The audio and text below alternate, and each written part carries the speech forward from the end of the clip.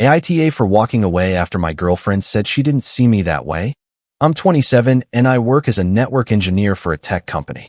I like order, logic, and systems that make sense. I don't do drama. I've never been the emotional type. Stella, my girlfriend, 24, knew that when we got together. We had been living together for a while in our 2-bedroom apartment. To others, we looked like a normal couple. I paid the majority of the bills, planned our vacations, handled car problems, and took care of the home maintenance. She just floated by in her, I deserve all this energy, and honestly, I let her. It didn't bother me at the time because I thought she was invested in me. In reality, she was mostly invested in what I provided for her. It was a Thursday night. We were on the couch watching that dumb show, Love Island. I leaned in to kiss her goodnight like always and told her I loved her. That's when she put on that serious face, the one people get right before they drop a grenade they expect you to catch. She muted the TV, turned to me, and said, I like you, but I don't see you that way. I looked at her for a few seconds, neither angry nor sad. It was more like a system error message had just popped up in my head. This was the big, brave confession she thought she was making. She was waiting for a movie scene, for me to beg, to ask why, to promise to do better, to cry, whatever. But instead, I gave her exactly what she didn't expect. I just nodded and replied, Thank you for the clarification. Then I got up and went to bed. The look on her face as I walked away was incredible, like someone who had studied for the wrong test.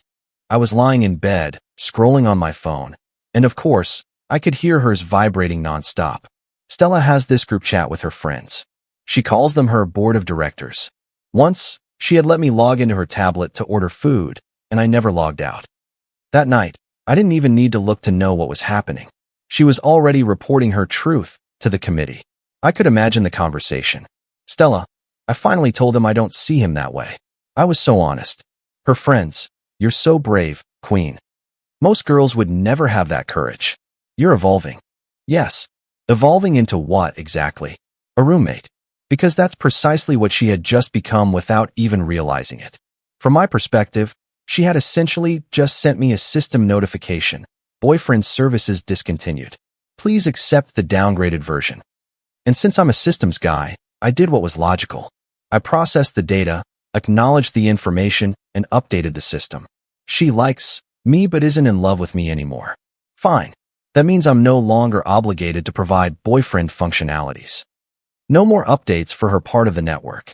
The thing is, Stella thought she had pulled off a brilliant move.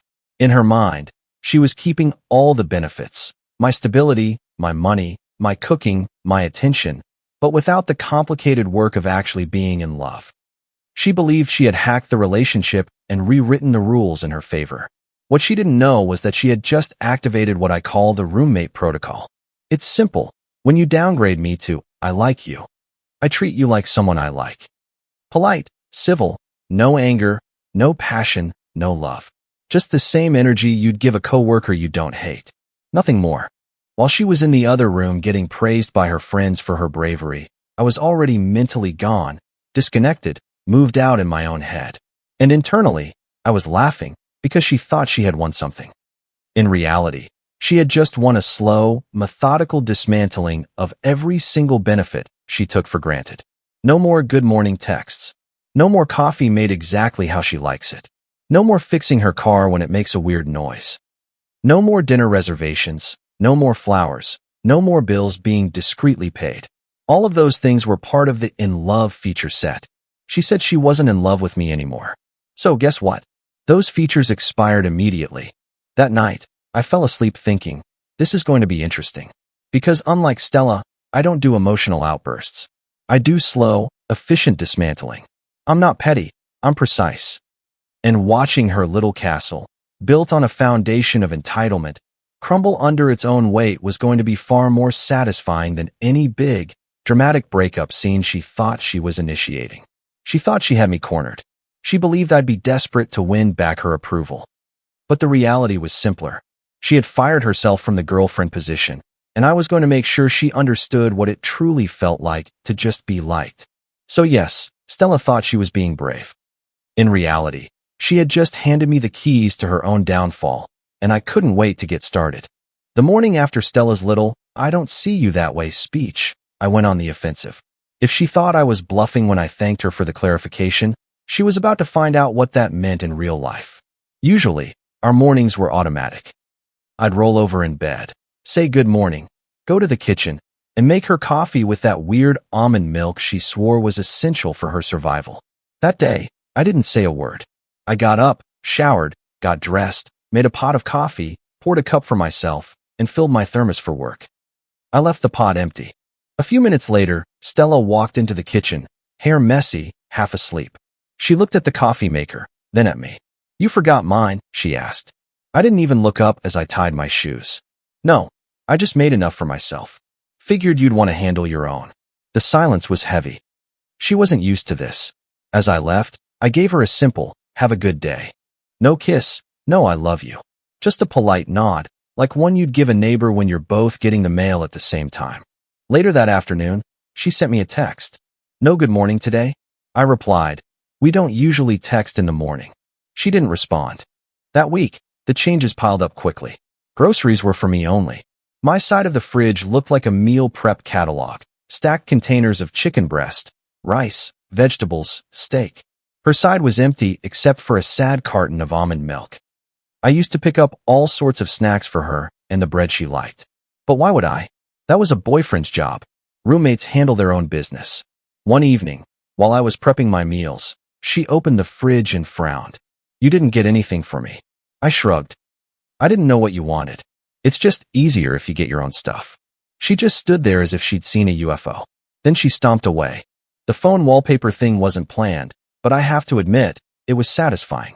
For years, my lock screen was a picture of us on a beach from a trip we took.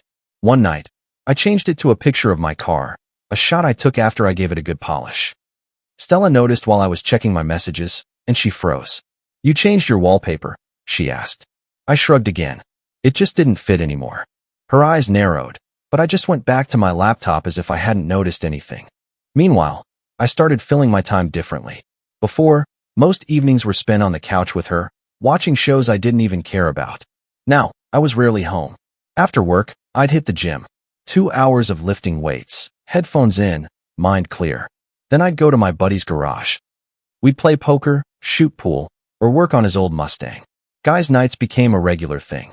Stella noticed. She always noticed. "You're never home now," she said one night when I walked in. I dropped my bag by the door. "Yeah, catching up with the guys.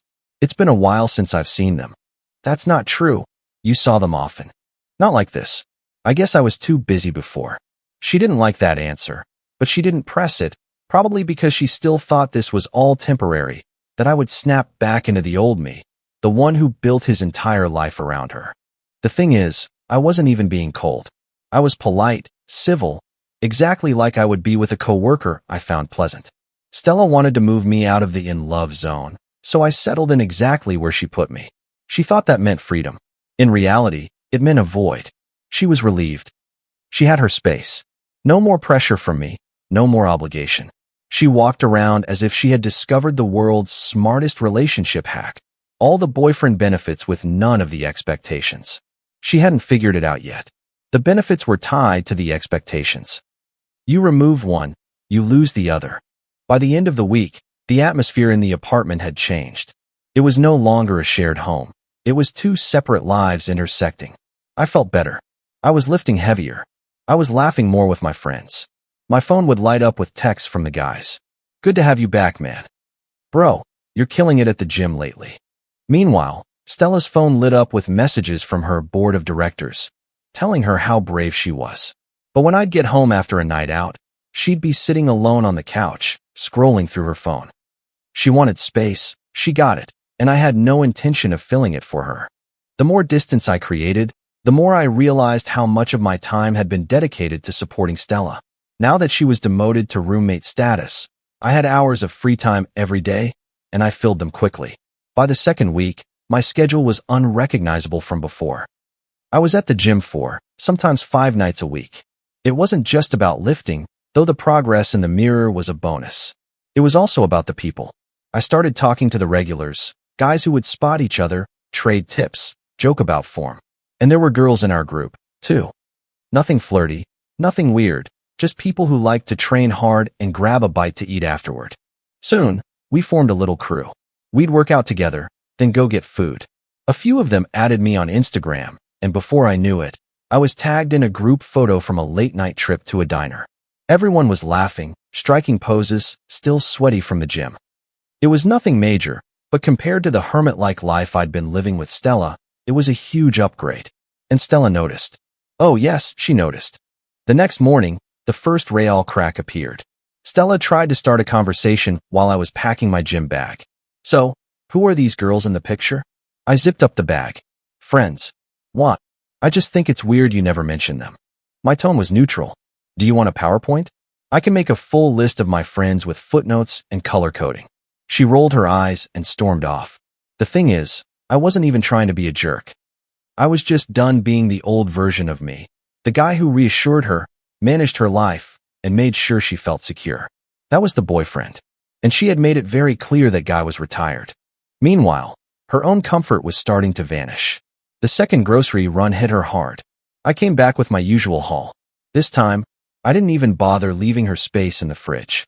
By week 2, my meal prep containers took up almost every shelf. I told her she could use the bottom drawer for her things.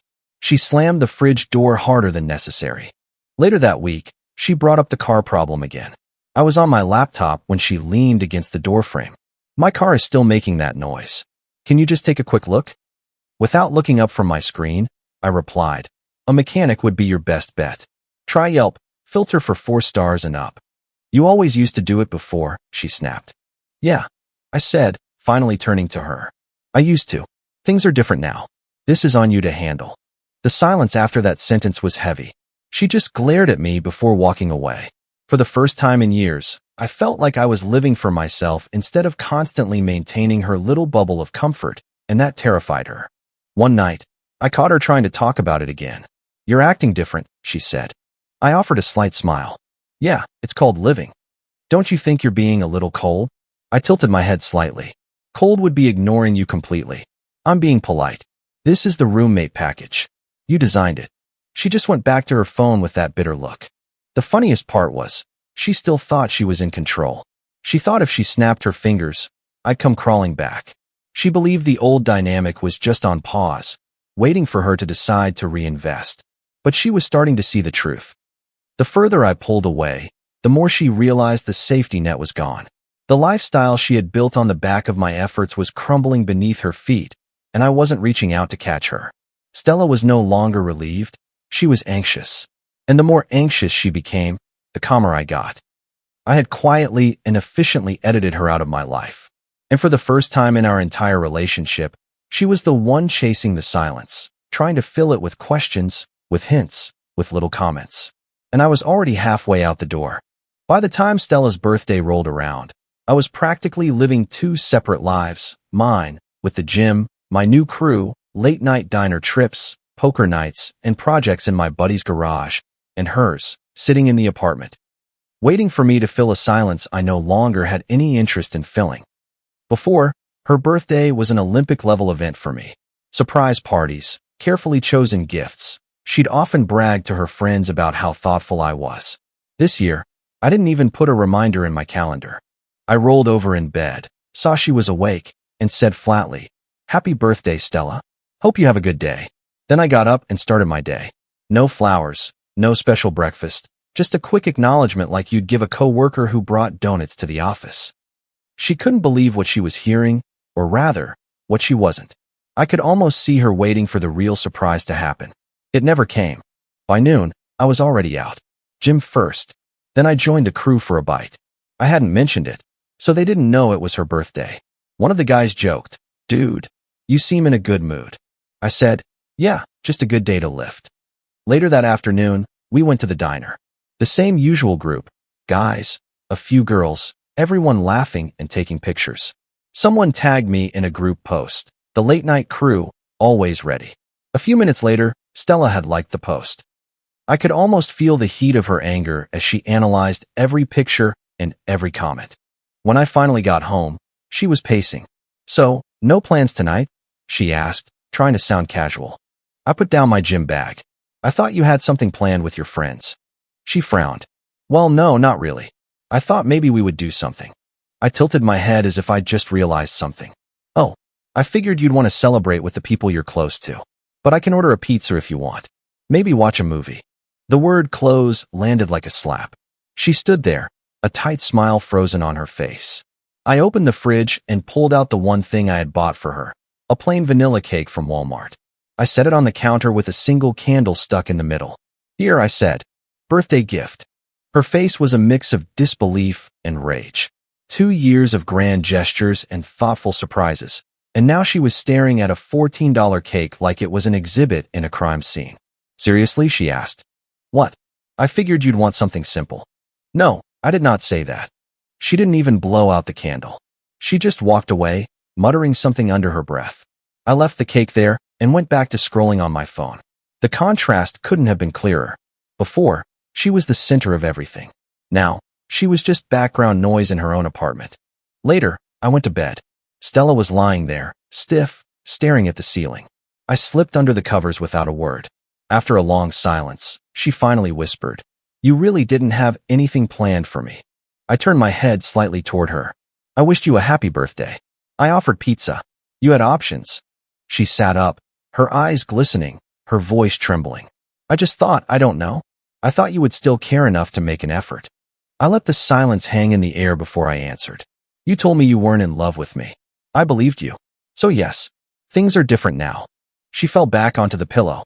For the first time since her brave confession, she actually looked like she was wondering if she'd made the right decision. Her friends had flooded her social media with happy birthday, queen comments, but none of them had shown up. No dinner invitation, no gifts, no backup party.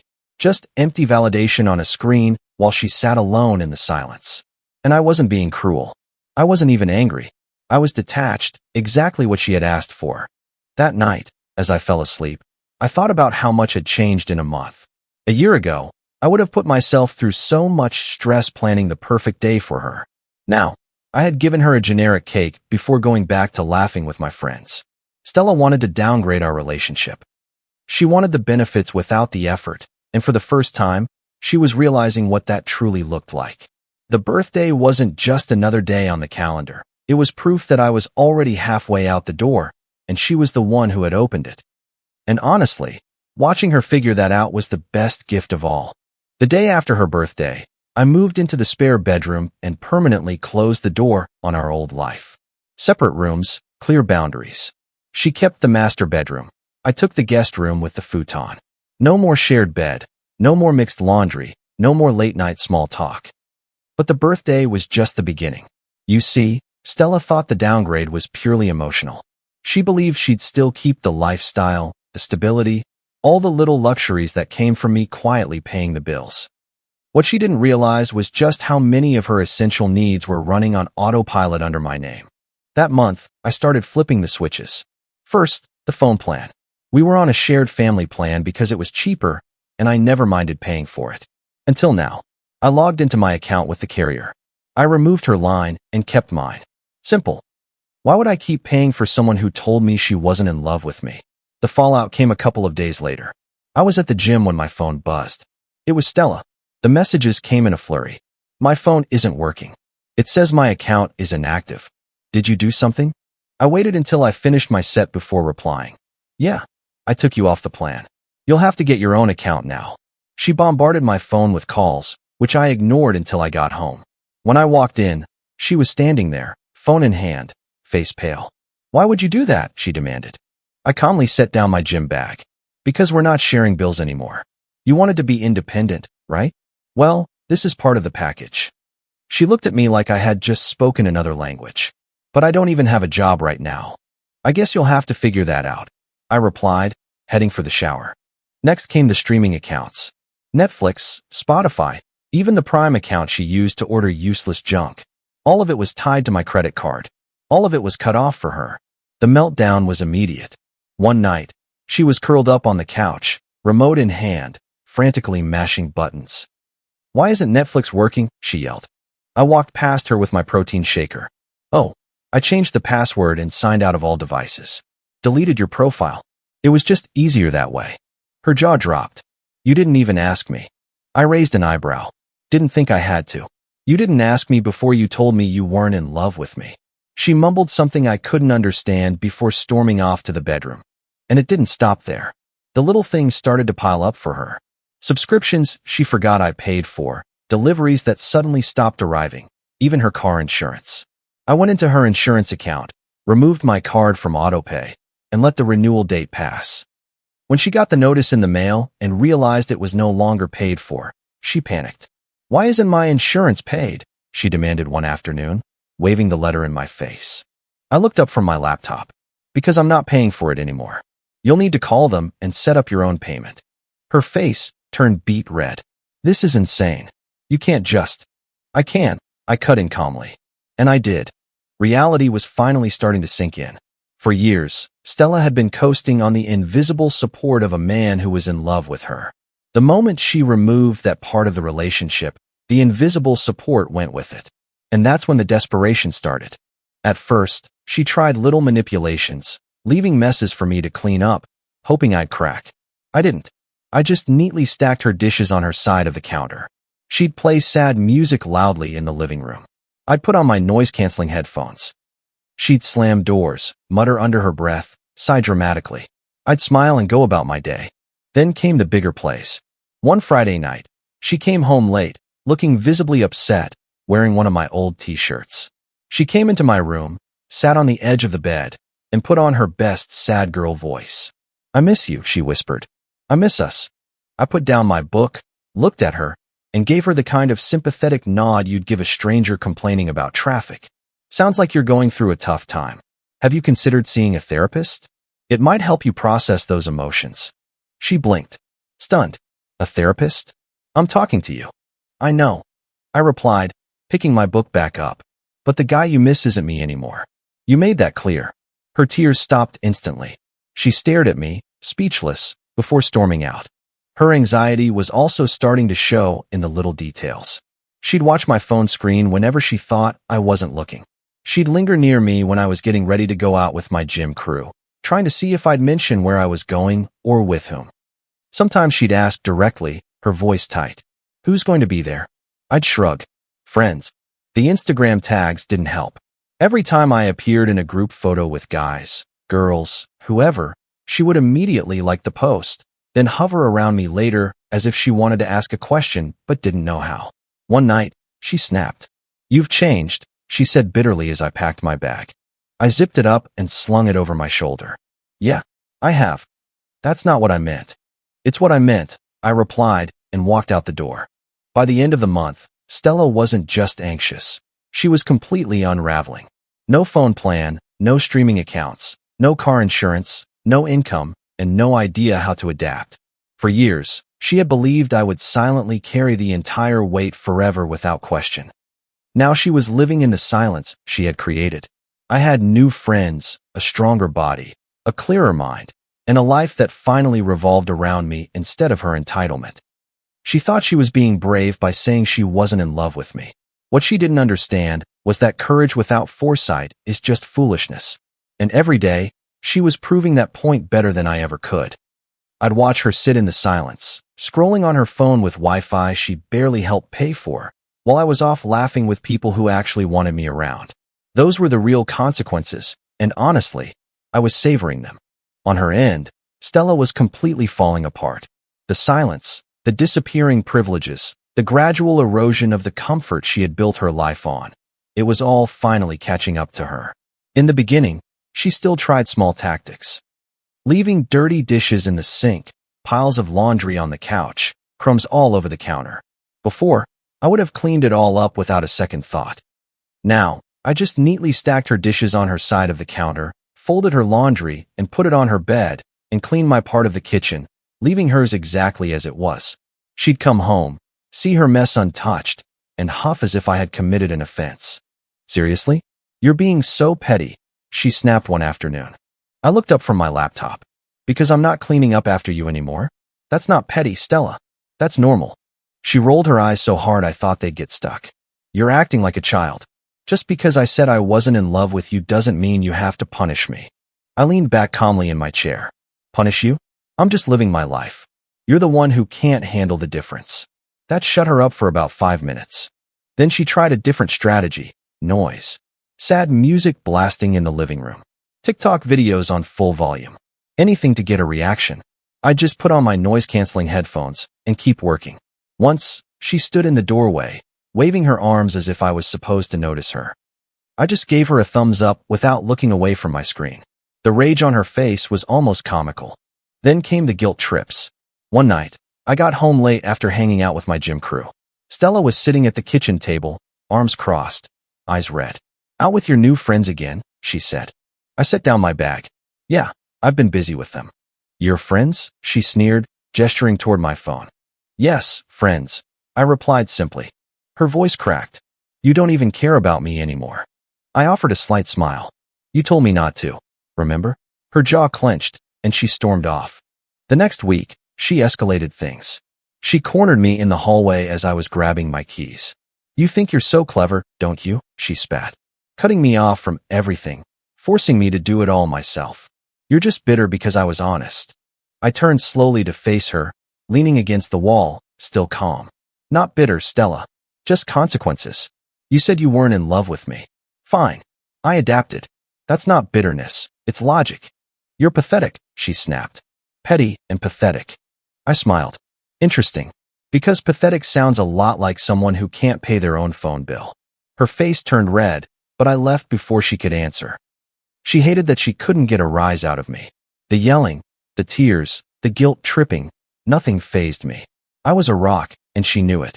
By this point, even her friends had started to notice. I overheard one of her calls. "No, he doesn't fight, he doesn't yell. He just doesn't care. It's like I don't exist anymore." But that was exactly what she had asked for, even if she wouldn't admit it. The breaking point came a week later. She burst into my room while I was on a call with a friend, slammed the door behind her, and started screaming. "You think you're so superior, don't you? Acting like you're above all this. You're just trying to hurt me because I said one thing you didn't like." I muted my phone and set it down. One thing? Stella, that one thing was telling me I wasn't worth loving. Don't play dumb now. Her voice turned into a trembling sob. "That's not what I meant." I tilted my head. "It's exactly what you said. And I don't do subtext." She stomped her foot like a teenager. "You're being cruel. You're punishing me for being brave." I let out a small laugh. "Brave? Brave is paying your own bills. Brave is standing on your own 2 feet. Telling me I'm not good enough while still expecting me to carry your entire life? That's not bravery, Stella. That's entitlement." She froze, her mouth opening and closing with no response. I picked my phone back up, unmuted it, and said, "Sorry, man. Where were we?" As if she wasn't even there. She stormed out, slamming the door so hard the frame shook. The irony was delicious. She called me petty for stopping things she considered normal, but she couldn't see the truth. I was doing what she asked. She wanted me to emotionally check out of her life, so I did. She wanted to be honest about not being in love with me, so I respected that. She wanted freedom, and I gave it to her. But freedom without responsibility is just chaos. And she was drowning in it. Meanwhile, I was thriving more than ever. New friends, better body, more energy. Even my boss noticed. He told me at work one day, "Whatever you're doing lately, keep it up. You seem on top of your game." Stella overheard that once on speakerphone, and her face twisted. When the lease renewal notice arrived in the mailbox, the tension in the apartment had become unbearable. I placed the envelope on the kitchen counter and went about my day. Stella saw it, picked it up, and stared at it for a long time. She didn't say anything, but I could see the gears turning in her head. She was panicking, not just at the thought of losing the comfort of the apartment, but at what it meant if I actually left. Because deep down, she knew the truth. Without me, she had nothing. No stability, no safety net. And the best part?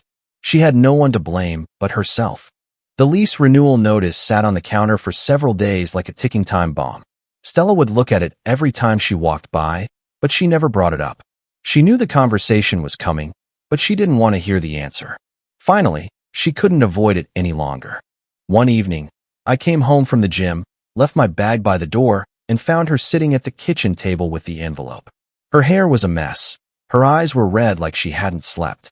"We need to talk about this," she said in a quiet voice. I pulled out a chair across from her. "Okay, what's up?"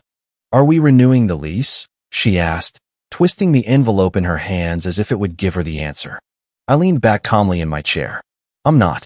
I've already signed a lease on a new one-bedroom apartment closer to the office. All the color drained from her face. What? What do you mean you're not renewing? Where am I supposed to live? I shrugged.